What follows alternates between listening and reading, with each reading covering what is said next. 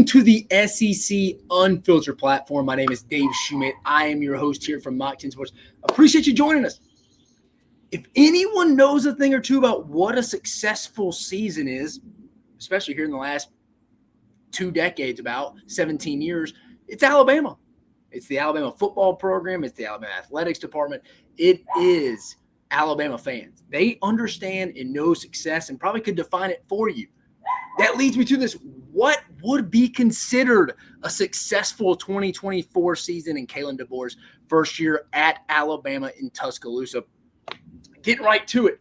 I think offensively, again, spring game was on Saturday. I think offensively they're going to be fine. I think they're going to be fine. I think this is the best offensive staff Alabama's had probably since 2020. And I don't think that's too far-fetched of a statement, really. But it could be on up there, maybe surpass it. I really like this offensive staff. I stated when this hire happened back in January, I like this staff, specifically on offense, from top to bottom, better than Alabama staff last year. I think that's the fair statement. It's better than Tommy Rees, the Eric Wolford staff, the Holloman-Wiggins staff, stuff like that. I mean, Jamarcus Shepard's better, the receiver coach now. I think Nick Sheridan's more creative. Obviously, Kalen DeBoer is the bread and butter of this offense. I like it. I like it from top to bottom. Just a better offensive staff, in my opinion.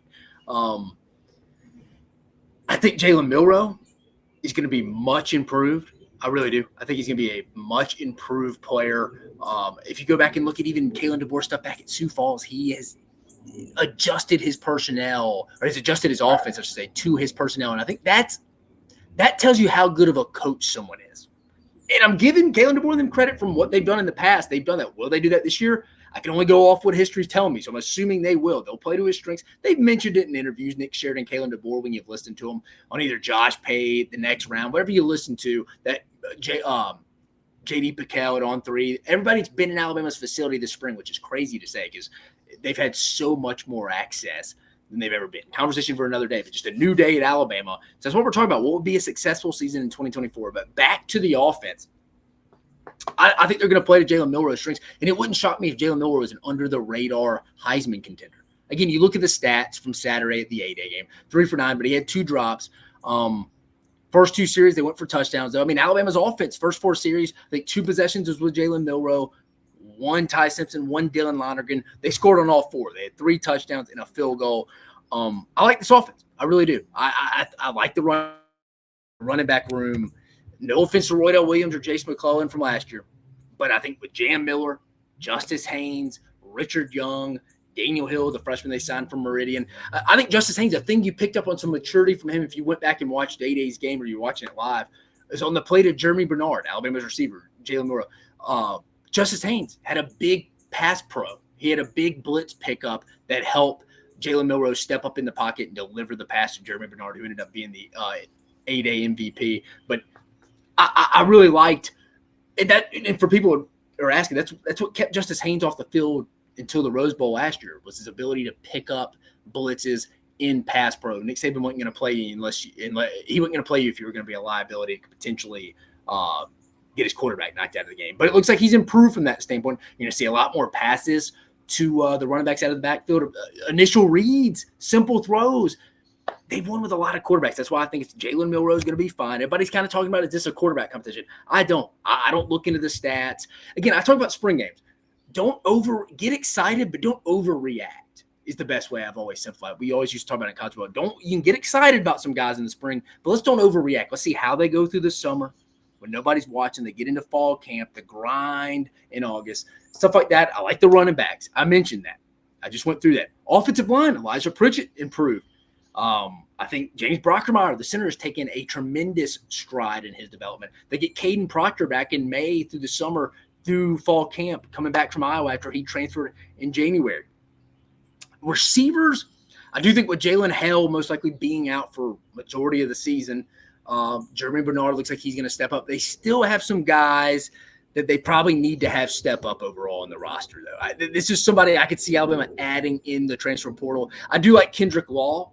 I think he's going to be used a lot. I think Emmanuel Henderson. I think they're going to use their edges well here because Alabama has a bunch of speed. They have a lot of speed. If they get to the edge, look out. You saw one play with Kendrick Law. I think he's going to have a big year. I like what Kendrick Law is doing here. Kobe Prentice looks like he could be that guy. I don't really see a real big possession type guy, though, that can make a one-on-one play in the red zone. That scares me a little bit. Maybe scared is the wrong word. Concerns me is probably the right word. So that's where I could see Alabama going to make some headway in the portal. A lot of people are looking for 1, 2s, and 3s in the portal. I tweeted it out today. There's no better time to be a receiver in college football right now. You have so much leverage. Everybody's there looking for a number 1 at receiver, number 2, just that next guy, or a 3, a depth guy. I think Cole Adams, a redshirt freshman, could be another guy who steps up as well. So I like the offense across the board. Tight ends are what they are. They're fine. I like the offense across the board. Defensively, Kane Womack and his staff, Mo Lindquist, who I've worked before, does a phenomenal job. They'll have him right. A little bit more concerned. This is where the concerns come up to me. It maybe, and I'll talk about it a little bit, what would be a successful season in a win total standpoint. But depth at defensive tackle, I like Tim Keenan. They get Jaheim Otis back from injury. He was dressed out on Saturday. James Smith, young guy, big-time prospect. He's developing. You saw him flash. He made a big stop on a 3rd and 1, and I thought they had him short, and they gave him – on 4th down. I thought he had him short. They moved the stick. That's what happens now that Alabama has an offensive coach, Caleb DeBoer. They're going to move the sticks if it's a close play, whereas Nick Saban has said, offense, get off the field. We got to stop. Experience in the secondary. I mean, the starting secondary, just good off the top of my head from going back and reviewed, it was Devontae Smith at the Husky position, I believe. You had Damani Jackson and Xavier Brown both starting at the opposite corners. They had Malachi Moore and Keon Sabb, I believe, at the safety. So I think that's who you had at the 5 spots right there. I like Xavier Brown and also another young cat, Red Morgan, at safety. But they look young physically, and that's not their fault. It is what it is. I think they're going to be good players, like Xavier Brown a lot, modern-day transfer. Red Morgan, he's going to be a good player from Central Phoenix City as well. They just have to develop physically, but they're going to have to play probably a little earlier than expected. And I saw a lot of Malachi Moore playing that 1 high. He looks a little more comfortable in the box, but they moved Keon Sabb there, the Michigan transfer. Maybe he's more comfortable in the box than Malachi, but that's not really what Malachi's done a lot. I don't know if he's ever really done that ever in his career. I wouldn't at practices, couldn't tell you, but in games he hasn't. So that's a little bit of a concern there. Experience, but again, they're losing 2 first-round corners. That's tough to replace even at a place like Alabama, especially in today's time of the portal. I mean, with Kool-Aid McKinstry and Terrion Arnold moving on. So I understand that. And obviously, you got to talk Caleb Downs is going too. So they had some losses on the back end. They did.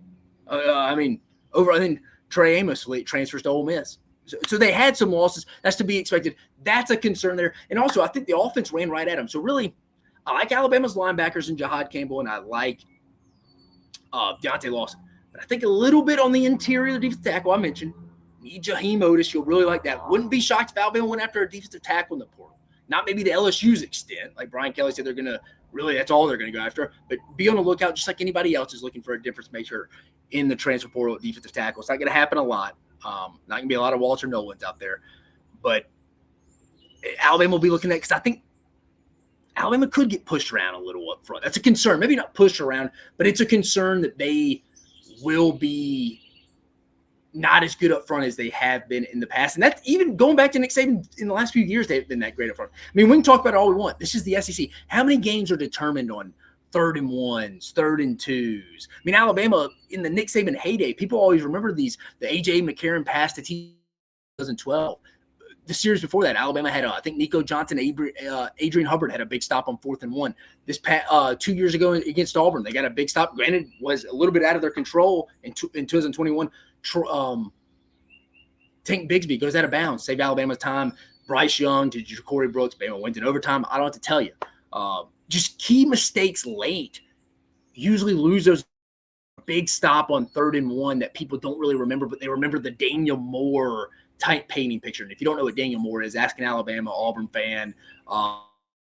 He highlights big plays in Alabama football history, does paintings of those big plays. So that's something that's a little concerning as well. It's just I think they got to get better in the front 7 a little bit. I don't think it's bad. I just think to ultimately go get what they're accustomed to being there, to be a little bit better in the run game. And I think the secondary is, while talented, just a little experienced, physically underdeveloped. But again, they lost their top 4 guys, really, 4 out of their top 5 guys.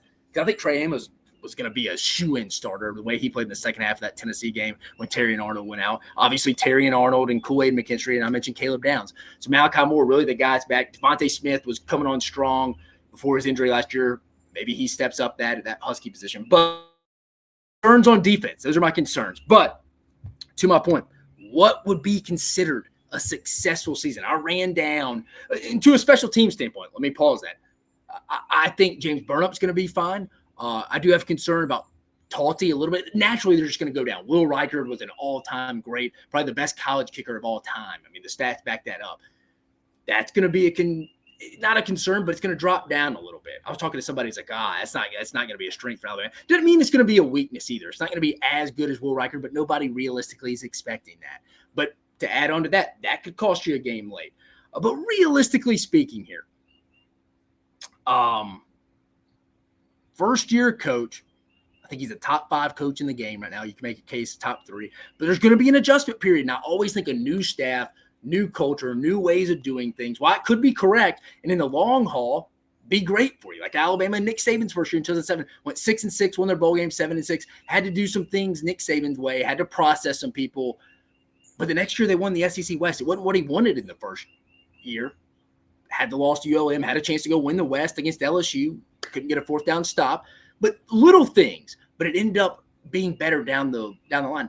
I always account for a new staff for the most part having a loss, just counting a loss in, right, wrong, or indifferent, just because of change and adjustment on how things are getting done. That's not a bad thing. I'm counting that in. But from a schedule standpoint, Alabama's schedule, it's a pretty difficult schedule from an SEC standpoint. Opening up with Western Kentucky, South Florida, at Wisconsin, need to win that one. And Georgia at home, at Vanderbilt, South Carolina at home, at Tennessee, Missouri at home, bye week at LSU, Mercer at home, at Oklahoma, and Auburn at home. I mean, you got to think, Georgia, they should win the first 3. Not saying they're gimmies either. Western Kentucky, South Florida with Alex Alex Golish, I think it's going to be fine. And then at Wisconsin, that could be a tough matchup with Luke Fickell in his second year there. Obviously, Georgia, let's throw that at Tennessee, at LSU, Missouri, Auburn. I mean, say Alabama goes – I think Alabama's going to beat Auburn. I don't know if they'll lose many home games this year outside of maybe Georgia. So I'll say that. But again, wouldn't shock you. I mean, Vegas has the over-under 9.5. I think that's perfect. So if you're factoring in Georgia at home, at LSU, at Tennessee, let's just throw in Missouri. Let's just say you go 2-2 in that, even at Oklahoma, depending how they are. That's fine. Let's say you go 3-2 in that. Georgia, at Tennessee, at LSU, Missouri, and at Oklahoma. Because I think Alabama gets Auburn at home this year. I don't think Auburn's ready to go win that yet with Peyton Thorne quarterback. Let's say you go 3-2. That's still 10-2. So I think a successful season for Alabama would be 10-2, which would probably get them in the playoffs with expanding to 12 teams. And whatever happened is after that, frosting on the cake, gravy on the mashed potatoes. That's how I would say it. If you're a realistic Alabama fan, or if you're Kalen DeBoer, he would never admit this. But I think a 10-2 playoff appearance, maybe host a playoff game, because remember, highest seed in those first-round games that don't get the top 4 buys host at home. So I would say that's a first that would be a successful season, because I know Alabama fans let's win a national championship. That should be the expectations, SEC championship. Again, I think you got to account for some adjustment there. I'm going to count a loss there. And then the schedule itself. I mean, it's already difficult, even if Alabama's rocking and rolling on all cylinders. Remember, Nick Saban only had 2 undefeated seasons in his entire career, 2009 and 2020.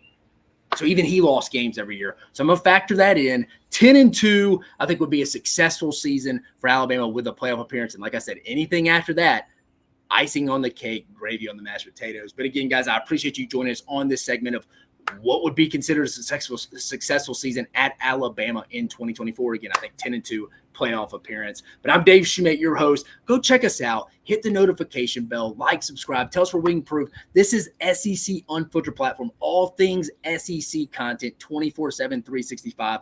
We got spring football wrap-ups. Again, this is our first video of this feature we're doing, of what would be a successful season for all 16 teams in the SEC, now with us adding Oklahoma and Texas into the league. We got SEC baseball content, SEC baseball midway through the season. We're going to be in Hoover for the SEC tournament before we know it. But again, like, subscribe, hit the notification bell. I appreciate you joining us on this segment of SEC Unfiltered. You have a fantastic day.